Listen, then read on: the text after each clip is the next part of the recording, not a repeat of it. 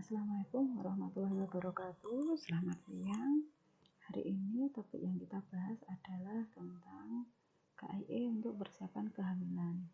Berikut adalah contoh KIE untuk persiapan kehamilan yang kita bisa berikan kepada calon ibu.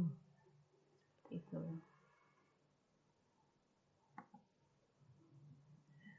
Di sini dalam mempersiapkan kehamilan penting dilakukan sedini mungkin.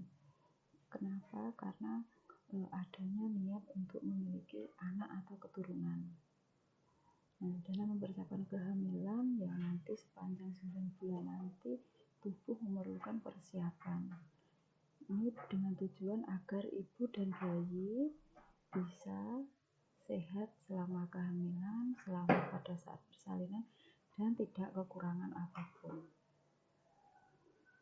Di sini untuk persiapan tubuh ada pemeriksaan kesehatan, menjaga kebugaran tubuh, konsumsi makanan bergizi, serta jangan lupa konsumsi untuk asam folat, perencanaan finansial keuangan, dan pastikan pada klien kita nanti tidak malu untuk bertanya dan berkonsultasi. Dalam pemeriksaan kesehatan di sini harus dilakukan secara teratur, termasuk misalkan dalam pemberian obat sebelum hamil dan selama hamil. Harus ada pengawasan baik dari bidan maupun dokter. Yang kedua, menjaga kebugaran tubuh. Di sini kebugaran tubuh untuk klien yang mengalami obesitas diusahakan untuk bisa menurunkan berat badan, karena dengan adanya kelebihan berat badan akan menambah risiko selama proses kehamilan. Contohnya seperti itu untuk yang klien dengan obesitas. Kemudian klien juga harus memperhatikan jenis makanan dan minuman termasuk yang ada dalam tubuh. Bila terbiasa konsumsi kalori yang berlebih, maka harus dikurangi untuk asupan kalori yang tinggi. Konsumsi dengan makanan yang lebih banyak kayak protein, zat besi, asam folat, dan kalsium. Serta jangan lupa untuk konsumsi buah-buahan yang mengandung banyak serat serta sayuran. Karena pada masa kehamilan klien pasti akan mengalami beberapa ketidaknyamanan, terutama masalah konstipasi. Konsumsi ikan per hari diperhatikan supaya tidak kekurangan, karena di sini nanti akan membantu dalam pertumbuhan dan perkembangan saraf. Misalnya yang paling mudah dikonsumsi adalah ikan tuna. Kemudian konsumsi vitamin yang berlebih ini perlu dihindari.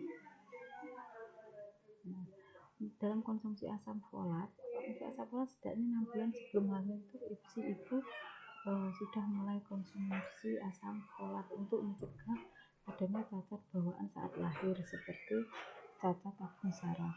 Selain dari makanan, asam folat juga bisa didapat dengan konsumsi suplemen atau suplemen asam folat, namun disarankan untuk tidak dikonsumsi secara berlebihan. Dosis yang dianjurkan per hari ada 400 mikrogram per hari. Kemudian persiapan psikologis dan mental untuk calon ibu hamil di sini memang harus dipersiapkan, karena selama hamil akan menjalani beberapa ketidaknyamanan dan nantinya akan muncul suatu ketegangan. Hindari yang memberi pengaruh buruk dalam keseimbangan hormonal, misal tekanan psikis dan rumah tangga. Beban ekonomi seperti itu.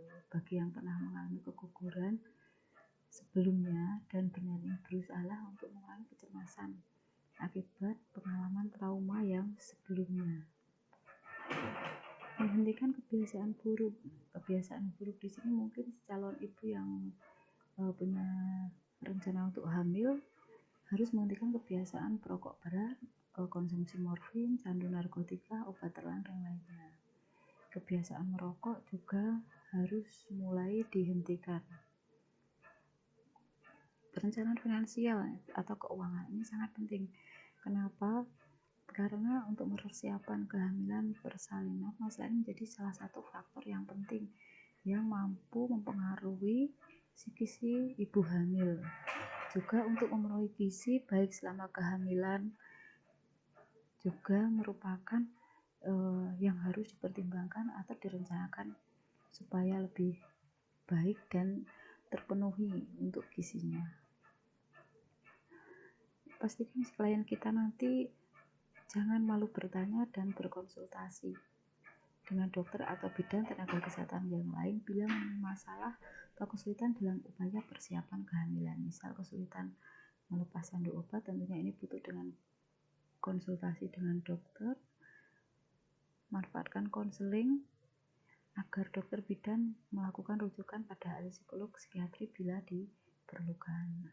Untuk klien, tentunya ini mungkin ada bertemu dengan beberapa yang malu. Jadi kita memberikan motivasi kepada klien kita untuk tidak malu bertanya dan berkonsultasi.